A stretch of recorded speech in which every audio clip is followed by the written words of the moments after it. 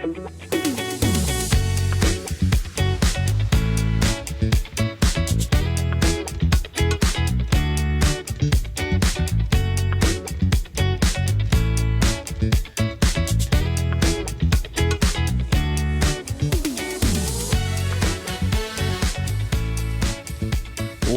to the 5th episode of the Justin Strawn Podcast. I am your host, Justin Strawn. Glad to be back with you for another week of recording. This will probably be the only show that I get in this week. It is Thanksgiving week, so obviously an event-filled week for most of us out in the world as we go about trying to spend time with family, get other things done. So like I said, probably just one show this week. I like to do two, but we'll probably just get the one show in this week.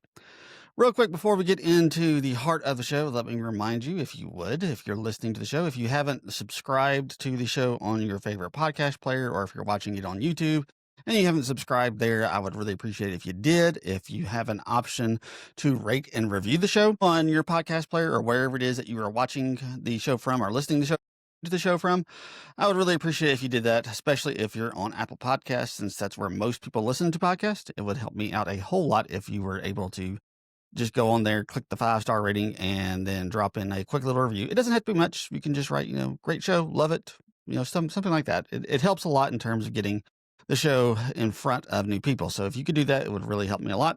Also, I am on all of the social media platforms. I'm on TikTok, I'm on Twitter, I'm on Facebook, I'm on Instagram, I've got YouTube, so you can check me out there. Most of my handles are Justin M. Strawn. If you can't find me there, I think Instagram is Justin Strawn. So like I said, there's different ways you can find me. I'm putting clips on all the platforms, obviously loading the entire show up to the podcast platforms and to YouTube as well. And if you're on Spotify, you can actually go on and leave a comment directly on the episode. If you ever want to reach out and say something specifically about the episode, you can do that on Spotify if you're listening to it on Spotify. And you can actually watch the show on Spotify as well because it is a video podcast as well. So those are all ways in which you can follow and keep up with the show. And I would appreciate it if you did. It would help me out a whole lot. So thank you very much for those of you who have. All right, let's go ahead and get into this. Let's start talking about what we've got lined up on the show this week. We've got Egg Bowl Talk. If you're a Mississippi State fan and you're here for that, we got Egg Bowl Talk. Egg Bowl Talk at the beginning of the show. We'll be discussing quite a bit about what all took place over the weekend. We'll get into the woes of the Mississippi State basketball program because things are not looking good, guys. They're really not. It's rough right now for the basketball team. And in the world of entertainment, news and entertainment, we will take a look at a couple of shows that I've been watching. We'll look at Pluribus again. I'm really digging this show. I enjoy it a lot, so we'll take a look at it. And a really good episode that we got from them this past week on Apple TV. We'll take a look at the show The Beast and Me in a little bit later on as well. It was on Netflix. And then we'll talk a little bit more about Stranger Things as the 5th season gets ready to drop on Wednesday night. So if you are here for specific parts of the show and you don't want to listen to the rest of it, check the show notes. I'm going to have everything lined up for you in the show notes so you can see where you want to listen to and pick up from there. And let's go ahead and get in. All right, Egg Bowl. Huge week for Mississippi State because it is Egg Bowl week. Mississippi State is 5-6. They are trying their best to get bowl eligibility locked up. They've had plenty of opportunities to do it. Could have done it against Texas. Could have done it against Tennessee. Could have done it against Florida. Didn't do it. And so now they've got to find a way to get a win over the Ole Miss Rebels, their arch rival, here on Black Friday when we get to the end of the week this week. So look, theoretically, little should have changed between Mississippi State and Ole Miss. Both teams, this is the first time I think this has ever happened, and I could be wrong about that, but I think this is the first time ever that both teams had bye weeks before that. So theoretically, nothing should have changed. And for Mississippi State, really little has. I don't think we all saw them just get run over by Missouri. Their defense just absolutely crushed the Mississippi State offensive line and gave Blake Shapen and company just tons of fits against the Missouri Tiger defense, and it was not pretty. They ended up losing 49-27, and it was just a really, really ugly loss. And like I said, so very little has changed for Mississippi State.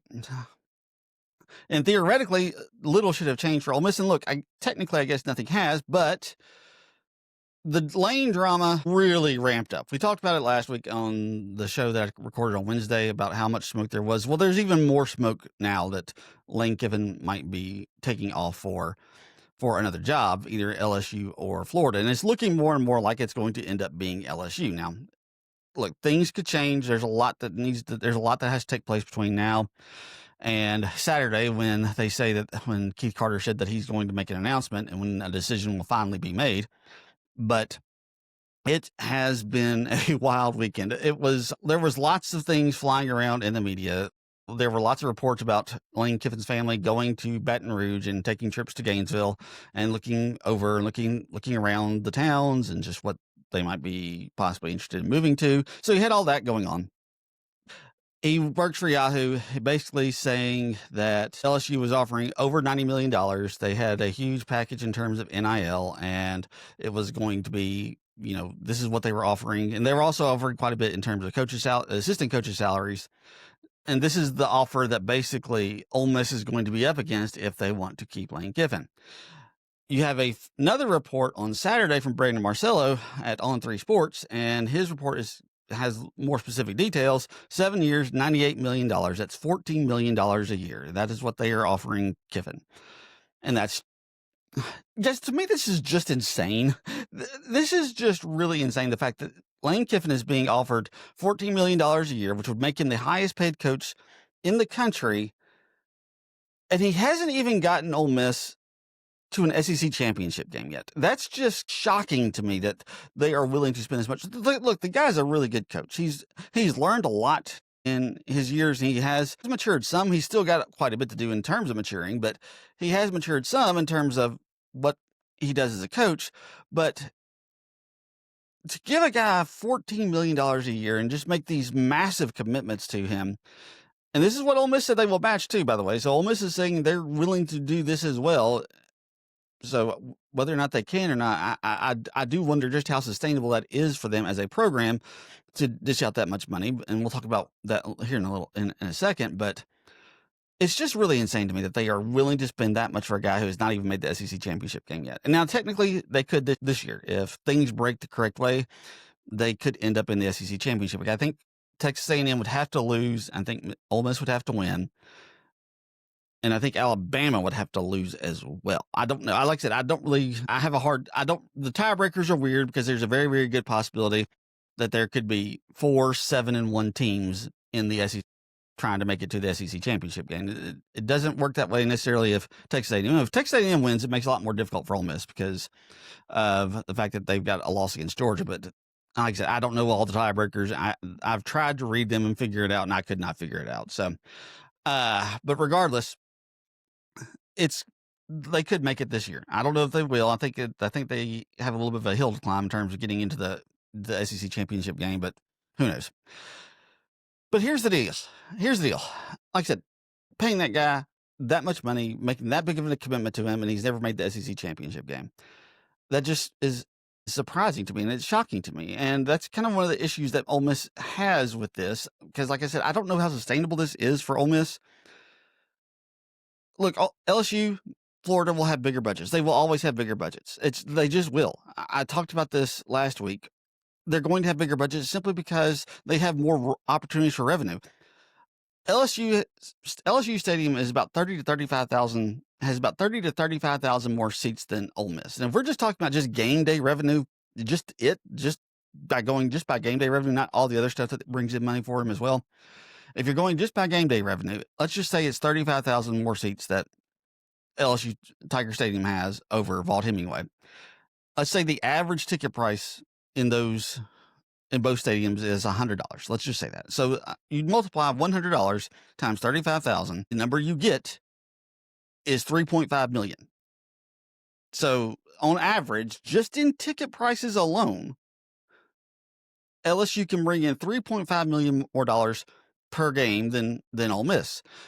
Then you have to factor in concessions. You have to factor in additional parking. You have to factor in additional revenue they make off of ads.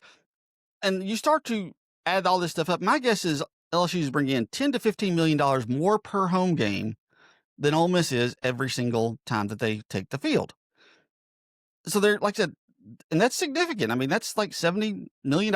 I mean, that's just a huge number. And Ole Miss is going to have to make, if they're going to match it, and they said they will match that. If they're going to do that, they're going to have to rely more heavily on donor contributions than they will actual athletic funds. That's just part of it. And that's why this is where I start to wonder just how sustainable that is for Ole Miss, because Ole Miss is never going to be able to sustain a 100,000 plus stadium unless they just go on a serious run where they end up winning like 5 or 6 championships in the next 10 years. That's just not going to happen. And look, Ole Miss could end up winning a championship at some point. They could.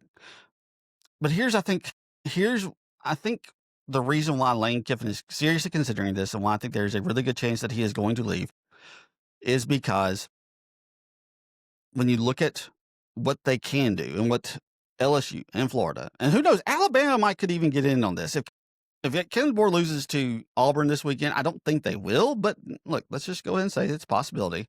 If they do, even if they win, he might still do this. He could end up going to Penn State. And if he goes to Penn State, that opens up Alabama's job. And then you've got another marquee opening that will definitely be in the hunt to try to get Lane Kiffin. They didn't want him a few years ago, but I don't think that's going to be the case anymore. He's definitely the hottest commodity out there. But one of the reasons why I think Ole Miss has been able to level the playing field is because Ole Miss, when NIL became available, they went all in. They said, we are going to commit to this. Their fans, their donors, their boosters, they decided they were going to go all in, and they were going to do everything they could to be competitive because they could pay the players. All the under the table stuff was gone.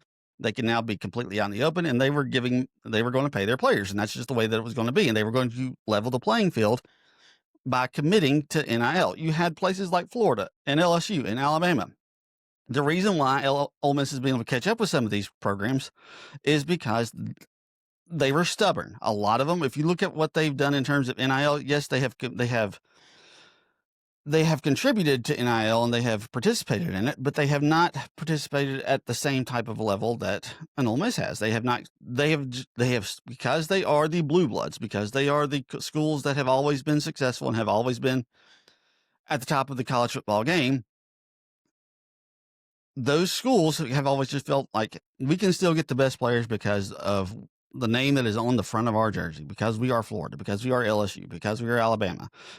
And they didn't commit to NIL. They were kind of stubborn about doing this. They didn't want to do it because it's not the way that they've done things. And as much as people like to talk about how good tradition is, tradition can sometimes get in the way, and it has gotten in the way of those programs.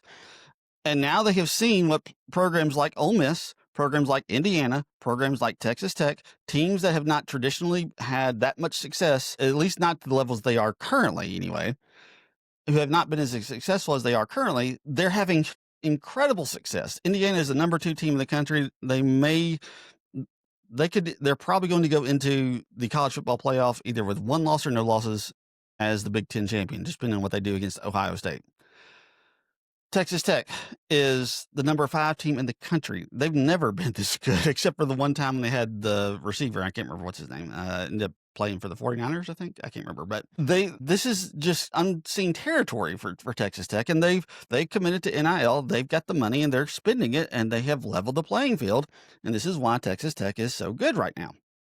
So, like I said, this is why Ole Miss has been able to catch up. And you're going to see these other programs that have always been the best in college football. They're starting to realize this, and they're making the commitment. And as they make the same commitment to NIL that these types of schools have made, it's going to be harder for Lane Kiffin to win at Ole Miss. It just is.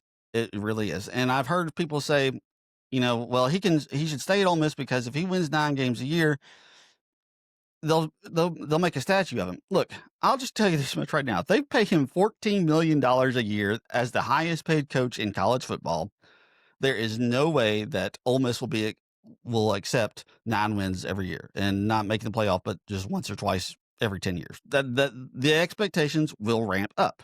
He will have to make the college football playoff almost every single year, making that kind of money. And making the commitment that Ole Miss has made financially to NIL and to everything else that he has asked for, the expectations will be raised. They will not accept 8-9 wins every single year. They won't. They're going to expect college football playoffs almost every single year that they go into a new season. That's just reality. I mean, most if you make that big of a financial commitment, you expect returns on that financial commitment. And so they'll want to see it. And I've also heard people say, well, if you go to LSU, if you go to Florida, you're going to get fired if you only win 9 games a year. Look, and it's going to be, 3, you'll be out of a job 3 days later. That's not necessarily going to be the case. And this is one of the reasons why I think Lane Kiffin is really considering a move this year, is because he's got options this year. And these types of jobs don't always come open. Look, if you get the right coach in these jobs don't come open. If you have a good coach in, I mean, look at Nick Saban. He was there from 2007 until 2023. Why? Because he was a good coach and he won, and therefore the job didn't open up. James Franklin was at Penn State for like 10 years, and they finally just didn't win enough to the point where and he's really a good case for this. Eventually, winning 10 games a year wasn't enough for Penn State because he couldn't win the big game. So therefore they got rid of him. So like I said, eventually people will get tired of that. But if you get the right coach at LSU, you get the right coach at Florida, you get the right coach at Alabama, those coaches are going to win a lot, and those jobs won't come open. So he has the option to make a move now to get one of these big jobs where he thinks he can win championships every 2 or 3 years, every 3 or 4 years. And that's that's the level that Lane Kiffin wants to win at. He is in his 50s. I'm not sure how far into his 50s he is, but he's in his 50s. And he probably wants to win a few national championships before he retires. And I think what it will boil down to for Lane Kiffin this week, I think what it boils down to is, if Ole Miss wins this weekend, does he think this team can win a national championship? And my personal opinion is no, and I'll get into more of this one. But if he thinks they can, he probably stays and tries to win because he knows he can get one in the bag. But if he doesn't think this team can win a national championship, I think you have to leave and go where the potential for multiple national championships is higher. And I think that's what he's looking at this point. Look, should Ole Miss win this weekend? Yes, they probably should. They should probably beat Mississippi State. They're an 8.5-point favorite. But the more I looked at it between these two teams, I don't know if they're as insanely different as we think they are, because you look at the schedules of these two teams and they are not the same. They are not the same at all. Mississippi State on Friday will play technically 7, but my guess is it will be 6 after the next college football playoff poll releases. We'll have 7 teams from the college football playoff poll that they have played when they play Ole Miss. Now, Missouri is probably going to fall out after the new one gets announced, and that will take them down to 6. But Mississippi State's played Arizona State, they played Tennessee, Texas A&M. Who am I next? Who's next? Texas A&M, Texas, and Georgia. There's 5 right there. Like I said, they also play Missouri, but they're probably going to fall out. They're going to play Ole Miss, which will make 6. They're 1-5. They're 1-4 against current, or 1-5 technically against current college football playoff teams. But my guess is, like I said, once Missouri falls out, they'll move to 1-4. But let's be honest, Missouri would probably still be in the college football playoff and higher up if they hadn't lost Pribula. Mississippi State's schedule has been absolutely insane. It has just been absolutely insanely difficult. I don't know how the SEC decided to just punish Mississippi State like they did with this schedule that they've had these 2 years, but they have. It's just been insane. Ole Miss has currently played technically three teams in the college football playoff. They have Tulane, and look, this has not been a great year for the Group of 5, and this is where I think NIL is going to hurt the most, is Group of 5 teams, because Group of 5 teams are just going to have their players picked left and right with NIL and the transfer portal. They're going to lose them. I mean, Mississippi State has Fluff Bothwell, who was a really great running back for South Alabama. State went and got him because they could. And, you have a player that ends up having a great year on a Group of 5 team, or Group of 6, I guess is technically what it is now. And you have those players who have really great years. They're going to get plucked by Power 4 schools. They just are. And this is one of the reasons why you have an 8-2 Tulane team that's currently in the top 25. I don't think Tulane would, in most circumstances, I don't think Tulane would be ranked, but one team from those conferences has to make it into has to make it into the college football playoff, and I think it's the only reason why Tulane is currently ranked. I don't think they would normally be ranked, but they do have a win over Tulane, they have a win over Oklahoma, and they have a loss to Georgia. If you put Ole Miss against Mississippi State's schedules, I truly believe that Ole Miss would probably be 8-3 heading into the Egg Bowl. I truly believe that. Between Arizona State, Tennessee, Texas A&M, and Texas, and Missouri. I'm going to throw Missouri in there as well because they're still a pretty good team. Between those 5 games, if you told me that you swapped out Mississippi State's schedule for Ole Miss's schedule, if you told me that, I do believe Ole Miss would have lost at least 2 of those games. I don't know which ones, but my guess is they probably would have lost 2 of them. Maybe Missouri because it's on the road. Maybe Texas A&M because it's on the road. Maybe they beat Texas. Maybe they beat Tennessee. I don't know. But my guess is if Ole Miss had played those 5 teams, they would have lost at least 2 of them. Now, and they already lost to Georgia. So there's 3 losses right there. Okay. So 8-3. If Mississippi State were to play Ole Miss's schedule, I think they're picking up at least 2 wins, possibly 3. I think Mississippi State could beat South Carolina. I think Mississippi State could beat Kentucky. And I think they probably could have beaten LSU. But I'm not going to just give them that. They probably still would have lost to Oklahoma. They've lost to Georgia. They lost to Florida. But I think Mississippi State's picking up at least 2 wins, and they would be coming into the Egg Bowl 7-4. Now, that's all speculation. I can't prove it. I don't know that for a fact. But I truly believe that if the tables had been reversed, the records of these 2 teams would just be completely different. It's insane to me how I talked about this, I guess, I don't remember when I talked about this, but I talked about this either last week or the week before, just how different the strength of schedule can be for teams in the SEC with these just massive conferences. With having 16 teams, you can have such drastic differences in schedule. You truly don't know who is the best team. You can have a pretty good idea, but most teams, if they played the schedule that Mississippi State played this year, aren't escaping with anything less than 3 losses. That's just not going to happen. I truly believe that. Even the best teams in the country are going to struggle against that schedule. And Mississippi State maybe we should give Jeff Lebby a little more credit than we do, but yeah, it's been difficult. And the reason, and that's what makes it even more frustrating, State could have won 3 more games if they had just taken care of business and finished the opponents off. That's just what's so frustrating about it, is against a really difficult schedule, Mississippi State could be looking at an 8-3 record if they had just taken care of what they were supposed to, and they could have won those games. So, who wins this weekend? Look, I'm never going to predict Ole Miss to win against Mississippi State. Never. I will never, ever do that. So I'm going to predict Mississippi State, but I think they actually can pull this off. Ole Miss has not just run away from any team that doesn't have that has an SEC logo on their shirt. They just haven't. Their biggest margin of victory was 30-14 against South Carolina. It was a 16-point win.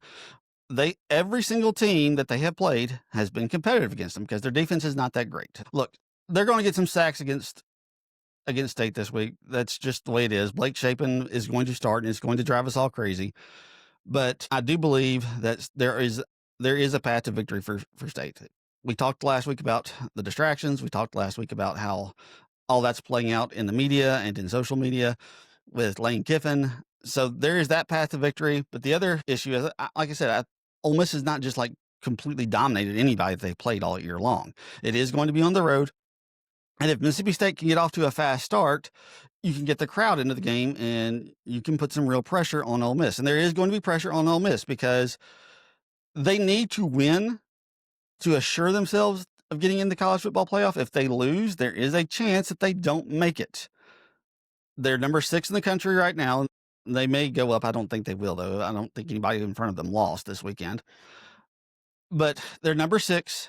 If you lose to Mississippi State, you're going to fall. And even with Lane Kiffin, they still might not make it out, but I think they will.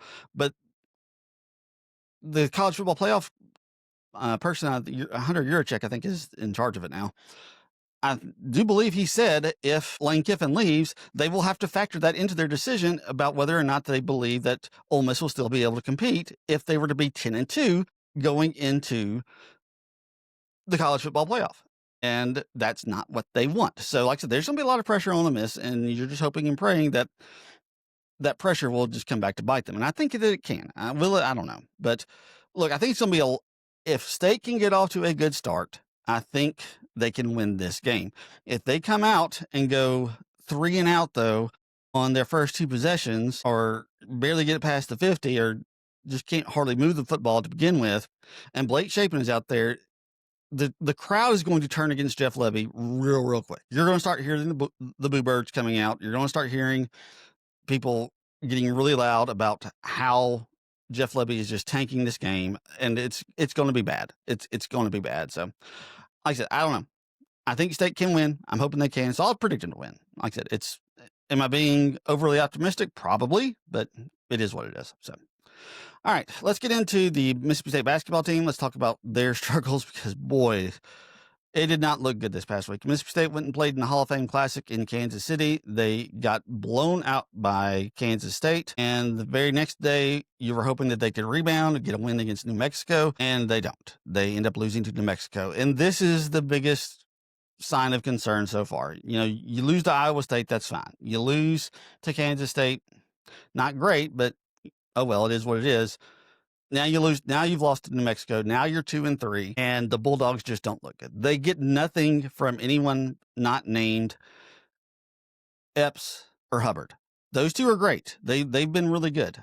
Epps, thankfully, after his first game, has looked much better. He's really looked a lot better since that first game where he ended up suffering a concussion. But those two are doing really well. Everybody else on the team is just not. They've got Quentin, what's his name? I can't remember his last name. He's a 7-footer. He's 265 pounds. And it's like he's not even there when the other teams are on offense. They just bully past him. He provides absolutely no real interior defense. And that's what has made this just so insanely difficult to watch, because of Chris Jans, we watched the first 2 years of the Chris Jans era where teams had to fight for every single bucket they got against Mississippi State. Didn't matter how good or how bad Mississippi State was, they had to struggle. It was a struggle to score against Mississippi State. Teams are scoring at will against Mississippi State right now. It's like they're not even out on the court with them. That's how easy it is for teams to score. Right now, they still don't know who is their best contributors outside of those two that I mentioned earlier, besides Hubbard and besides Epps. Those two are about the only two that Chris Jans can rely on. Everybody else that's out there, you don't know what you're getting from him. Sean Jones Jr. played 20 minutes against New Mexico, had 2 points. I think they were both free throws. Amir Ali, who was supposed to be a really talented guy coming in, and they said the defense is keeping him off the floor. He went like 1 for 7 against New Mexico. And he's just not really that good. Like, he's not that good at all. So I don't know what's going on with this basketball team. It's starting to make me wonder if the style that Chris Jans likes to play, as much as the NBA style is starting to come into college, if that style of play that Chris Jans likes to play isn't just going to be effective anymore. And look, I'm not going to start calling for his job. That's not something I want to start doing at this point. But if you look at the SEC and the way that it currently is and how good and how stacked it is, it's hard to find wins with the way that this Mississippi State basketball team is playing. And I don't know where they're going to come from. This team has a lot of questions right now, and I don't know where the answers are. And I never would have thought that we would have gotten here so quickly with Chris Jans, because the first 3 years were so successful. Now, last year was a little bit of a disappointment, but those first 2 years were so incredibly good because he got 2 teams to the NCAA tournament that I didn't think really deserved to get there because they weren't that. He made them play above their talent level. This year, it's not good. We have to really question Chris Jans as an evaluator, because every single person he seems to bring in outside of Josh Hubbard isn't panning out. And they're not panning out well at all. And this is a problem. So, like I said, I'm not there yet in terms of like, we got to move on from Chris Jans, but if this continues, it's going to be hard to continue to make that case. So they've got to get this together. Like I said, they scheduled a pretty hard non-conference schedule. They've got to start stacking some wins up, because at this point, you really can't afford to lose anymore. If you lose anymore, you are probably going to end up outside the NCAA tournament. You might even end up outside the NIT, of all things. So, like I said, I don't know where they're going to get these wins from, but they got to find some soon. They really do. So, all right. Let's talk a little bit about some things that make me happier. Let's talk about some movie and television stuff. Movies that I haven't seen movies recently. I'm hoping to go see Wicked for good here soon. My daughter and I and my wife and I, my daughter, wife and I went and saw it last week. Saw the first one last year, and we're hoping to make it to the new one at some point in the coming weeks. My daughter's sick though, so it's going to be kind of hard to make it out there anytime soon. I wanted to look at the box office, and so let me see if I can find it. They did really well. It ended up getting $150 million in the U.S., $26 million worldwide. So it ended up doing really well. The critics have not been great about it. So I'm looking forward to seeing if it's actually good, if it is actually good. But that's one of the things that is a little bit surprising is Ryan and I talked about this when we were on the main attraction is the box office has just not been very good this year, but there have been a few movies that have kind of broken through, and Wicked it did really well last year. The first one did, and it looks like this one's going to do really well as well. So I'm looking forward to catching it. I'm hoping it's good. I'm hoping it's better than what the reviews are saying, because the reviews have they've been very meh. They haven't been bad, but they haven't been just overwhelmingly positive either, unlike the first one. So, but let's talk about Pluribus real quick. I've been talking about this show since I started the podcast. It's just an amazing show. If you haven't watched it, like I said, go get Apple TV. This is the 4th episode of Pluribus, and it's just a really, really good television show. It's the premise of it, with the fact that all of the Earth, basically, with the exception of like 13 people, get taken over by a hive mind alien virus. And the fact that they're just these insanely nice people as well just kind of makes it even more interesting. Like, they're not really sinister, and you're not really scared of these people. And it's the fact that you have this one person, Carol, who is fighting against them to save humanity, even though they seem to be like really nice, really good people. So, but what's interesting about this one was Carol basically is trying to find out as much as she can about them. And in so doing, she opens herself up to personal criticism. And it was just a really fascinating watch to sit there and see the way that she was willing to take on personal pain to try to figure out to try to get as much information about this virus, this hive mind virus that has taken over the population of the Earth. And to watch her do that, and to watch her go through those steps and to do everything that she does is just really fascinating. It was really a captivating watch. And like I said, this is what makes this show just so incredibly good, is just the fact that, one, it seems like the hive mind is kind of right, because they seem to they want the best for everyone, and they don't seem to be mean. But the fact that they are willing to continue to search for ways to make Carol and others who have not been able to become part of the hive mind, and they're still trying their best to force that upon them, is a really interesting thing to explore, because they do really, by making Carol a lesbian in this show, they were able to bring in something where a part of her life where she ended up comparing them to a time when she was forced to go to, I think it was called Freedom Falls, which is a conversion camp for LGBTQ children, where parents send them when they find out their children are gay. You have some parents who will send them to these conversion camps, and they're absolutely awful. And it doesn't work. There's been time and time again, there's been studies and research shown that it doesn't work, but they take them anyway in the hopes that they will convert them from being gay. It's an absolutely horrible process. Carol hated it there. She said, they all had these smiles and they all sounded really nice, just like these people do. And that she thought they were the worst people in the world, because they were trying to tell her she couldn't be who she was. And that's what the hive mind is telling her now. They don't want her to be who she is. And that's just something that Carol just can't abide by. And that's one of the things that makes this show just so really interesting and compelling. I've really, really enjoyed it. Like I said, if you haven't watched it, get yourself an Apple TV subscription and go check it out. Other thing I watched this week was The Beast and Me on Netflix. This has Claire Danes and has Matthew Rhys. Really good show. Not the best show that I've seen, but it's a really good show. And it just is, what makes it really good is the fact that Claire Danes is doing a role that she's just so really good at, where her life is just kind of spiraling out of control due to the circumstances around her. Not necessarily things that she could have done, but because of the circumstances around her, her life is kind of spiraling out of control. She's emotional a lot. It's just a role that Claire Danes has done really well throughout the course of her history. And this is another one that she's done really well. Matthew Rhys is a guy that a lot of people aren't really familiar with. I'm not really that familiar with him myself, because I think his biggest show prior to this was The Americans, and that was one I did not see. But he is really good in this.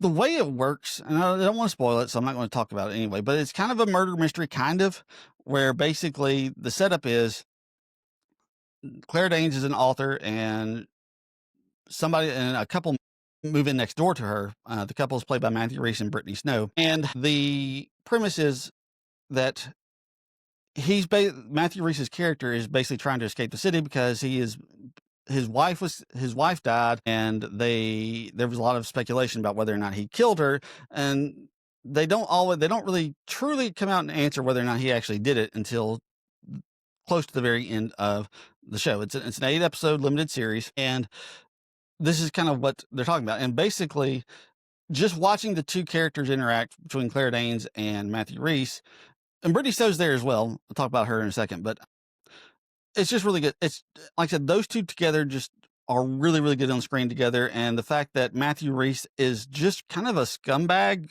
but he's still kind of a scumbag that like draws people to him because of just the way that his personality works. It's a really interesting show. Like I said, this is like the third or fourth show that we've gotten like this like woman in trouble, dangerous. Like I said, that kind of murder mystery type stuff. We had one earlier that was just absolute trash on Netflix with The Hunting Wives. Ryan and I watched that. Ryan liked it. I hated it. I thought it was terrible. But that show was just absolutely awful. You have a better version of this type of show with The Girlfriend that had Robin Wright, and I can't remember who the other woman that was in that show. But it was pretty good. It wasn't great, but it was still pretty good. This one I think is the best version of this because I think Claire Danes does this better than anybody else. So if you're looking for a decent show to check out, I would recommend The Beast and Me. I keep saying The Beast in Me. The Beast and Me on Netflix. So definitely check it out. Last but not least, like I said, Stranger Things is getting ready to release this weekend. Not this weekend, this Wednesday at 7:00 here in the Central Time Zone. Just change whatever it is to wherever it is you are living. But anyways, 7:00 Central on Wednesday, Stranger Things Season 5 comes out. I haven't finished Season 2, but one of the things I want to talk about was I saw a quote from the Duffer Brothers. I think it was the Duffer Brothers. Maybe it was the director. I don't remember. But they said the age thing that people talk about so much isn't as bad as people say it was. And like, that's not true. But when I watched the second season, I was like, okay, they might have a point. Because here's the deal. The first season comes out in July of 2016. And they are very age appropriate. They're playing basically the ages that most of them are. There's a little bit of an age gap between a few of the kids on it, but for the most part, it's about right. Season 2 comes out a year and 3 months later. It comes out in October of 2017, and they did that on purpose. The show itself takes place during Halloween, and so they're kind of playing into that. And so they released it around Halloween. So like I said, that worked out really well. But it was only a year and 3 months later, so the kids hadn't grown up that much, so they were still pretty much age appropriate then. It was the summer of 2019 is when the third season comes out. And so it's almost 2 full years, not quite, but almost 2 full years. And you're starting to see, okay, yeah, these kids are supposed to be, like 8th graders, and now they're pushing upper high school. And so, like I said, you're starting to see the age gap a little bit because it is taking a little bit longer to get the seasons produced. And where it becomes really obvious, though, is season 4, because it takes almost 3 full years. It comes out in the summer of 2022, whereas it was the summer of 2019. The previous one, like I said, almost 3 full years. So they look a lot older in season 4. In season 5, they're going to look a lot older again because it's been almost 3.5 years since season 4 to season 5. It's these last 3 seasons where the production time to getting the show has come out has been so much more, and that's why they're starting to look so much older than what they actually are playing. But season 2 is so incredibly good as well. The first 2 seasons are great. One of the things that makes season 2 stand out is, when you have new seasons of television show, you have to bring in new characters eventually.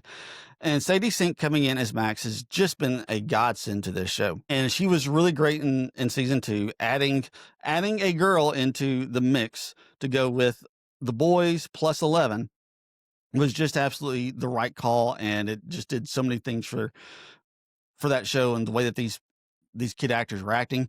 And then I think they truly understood what they had with Sadie Sink, because in season 4, she gets to shine a lot. She's going to have just an opportunity to have an incredible career. I think her and Maya Hawke probably have the best chances of having the best careers coming out of this show when the show finally wraps up, because Sadie Sink was just absolutely incredible, especially in episode 4 of season 4.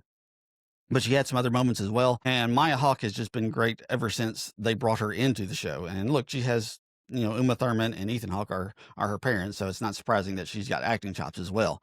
But looking forward to this upcoming season. I think it's going to be really good. I'm excited about it. There's going to be some long episodes like there were for season 4. And I'm happy about it. I know some people don't like it, but I'm happy about it. The more the merrier for me. So, it's not the full season. It's just volume 1. I'm not sure how many episodes that will entail. My guess is 3 or 4.